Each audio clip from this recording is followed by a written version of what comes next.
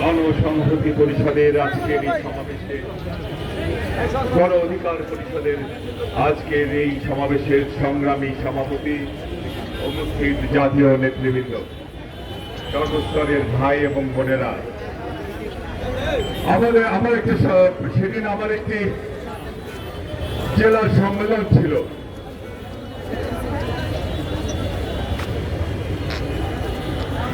সম্মেলনে আমি যখন যাচ্ছিলাম শেষের দিকে দ্বিতীয় অধিবেশনে, ঠিক সেরকম একটি সময়ে হঠাৎ কি মনে করে মোবাইল ফোনটি ঘুরলাম, ফেসবুকের দিকে তাকিয়ে দেখলাম একজন মানুষকে সবাই মিলে মারছে। আমার কেমন জানি খটকা লাগলো, মনে হলো চেহারাটা যেন আমি চিনি, মনে হলো চেহারাটি আমার খুবই পরিচিত। ভালোভাবে তাকিয়ে দেখতে লাগলাম, এ তো অন্য কেউ নয়, এ তো আমাদের সেই নুরুল হক নুরু। ভাবলাম তাহলে এটি মনে হয় পুরনো কোনো ভিডিও ব্যাক করেছে ফেসবুকে।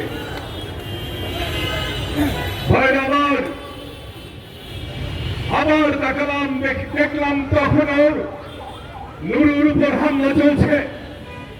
আমার মনে আবার খটকা লাগলো, নুরুর উপর অনেক হামলা এর আগে দেখেছি, এত দীর্ঘ সময় ভাবি এরকম হামলা, এত পরিচিত ভাবে এরকম হামলা তো আমি কখনো নুরুর উপর দেখিনি। ভালো করে যখন খেয়াল করলাম, দেখলাম এ তো সাম্প্রতিক ঘটনা, কিছুক্ষণ আগে ঘটেছে। ট্রমাটাইজ হয়ে গেলাম। নুরুর উপর এর আগেও হামলা হয়েছে, যখন সে কোটা বিরোধী আন্দোলন করেছিল, হাসিনা বিরোধী আন্দোলন করেছিল। আমরা নুরুর শরীর থেকে বারবার রক্ত ঝরতে দেখেছি, বারবার নুরুকে রাজপথে পড়ে যেতে দেখেছি, যেন হৃদয় বারবার আমাদের বিদীর্ণ হয়ে গেছে নুরুর সেই রক্তাক্ত চেহারা দেখে। এখন তো স্বৈরাচার পালিয়ে গেছে, এখন তো স্বৈরাচার নাই, তাহলে আজ নুরুকে রক্তাক্ত করছে কারা? ভালো মতো খোঁজ খবর নিলে বেশি খোঁজ খবর নিতে হয় না।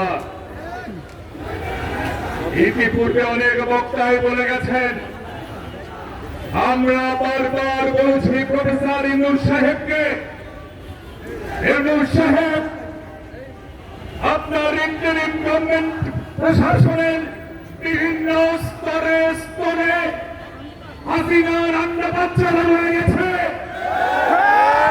বিরুদ্ধে আপনি ব্যবস্থা গ্রহণ করুন।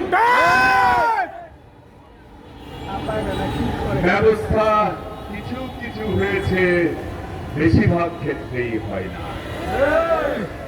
হোমিওপ্যাথি চিকিৎসা হয়েছে, অ্যালোপ্যাথি চিকিৎসা হয় নাই। ইউনূস সাহেব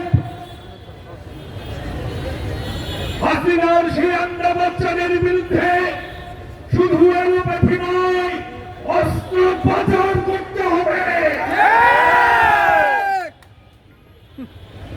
যেন তেন করে দেশ চালালে তো চলবে। সেদিন যদি আপনারা ব্যবস্থা গ্রহণ করতেন, আজকে নুরুর উপরই হামলা হলো না।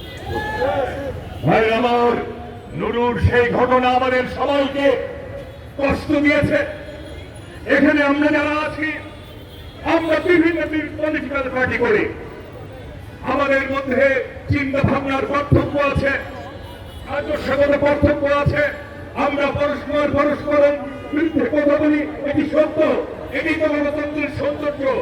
কিন্তু একটি জায়গায় আমরা কিন্তু সব একমত, সেই প্যারিজম সেলিনি যিনি ফ্যাসিবাদ প্রতিষ্ঠা করে গেছেন, সেই ফ্যাসিজমের বাংলাদেশি সংস্করণ যিনি বাংলাদেশে চালু করেছিলেন, শেখ হাসিনা বাদের মুখ্যত রাষ্ট্রবিজ্ঞানী ম্যাকিয়াভেলির সুযোগ্য ছাত্রী শেখ হাসিনার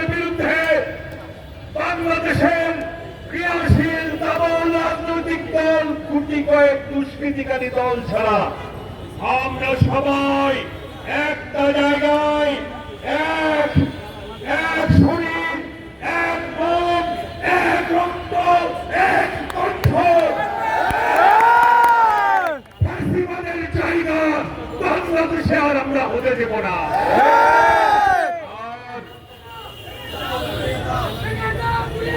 ফ্যাসিবাদের আস্তানা ভেঙে দাও, ঘুরিয়ে দাও। আর যারা বারবার বিদেশের মাটিতে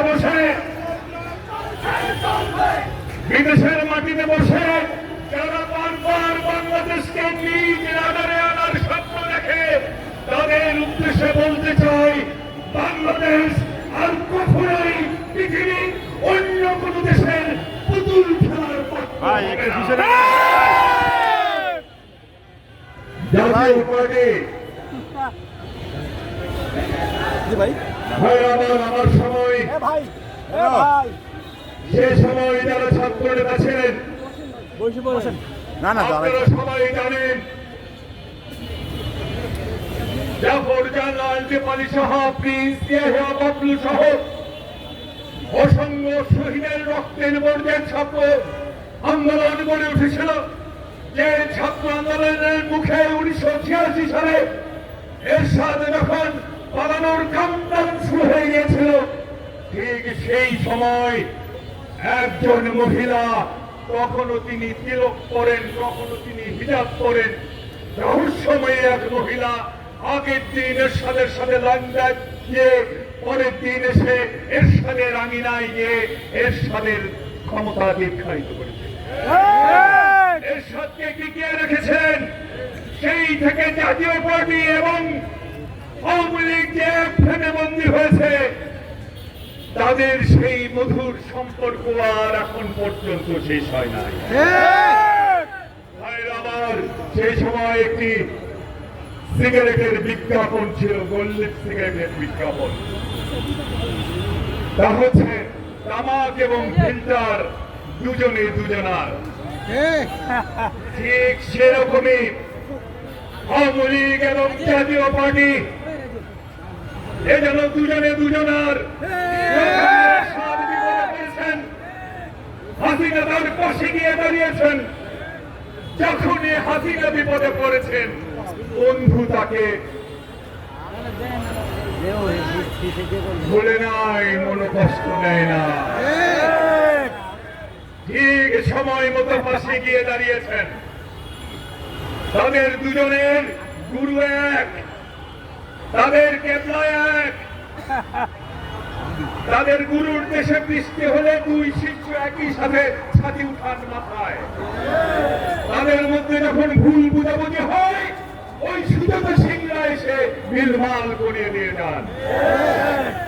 সেই জাতীয় পার্টি যখন এরশাদ 9 বছর ক্ষমতায় ছিল, হাসিনা এবং এরশাদ লুটপাটের ভাঙচুর ঘটনা করেছেন। আবার যখন হাসিনা ক্ষমতায় ছিলেন 15 বছর, এরশাদ, জিএম কাদের সহ জাতীয় পার্টির এমপিরা কেউ কিন্তু হাসিনার লুটপাটের ভাগ থেকে বঞ্চিত হয় নাই। ভাই আমার, তাই যে কথাটি বলতে চাই, জাতীয় পার্টি দুধে ধোয়া তুলসী পাতা নয়।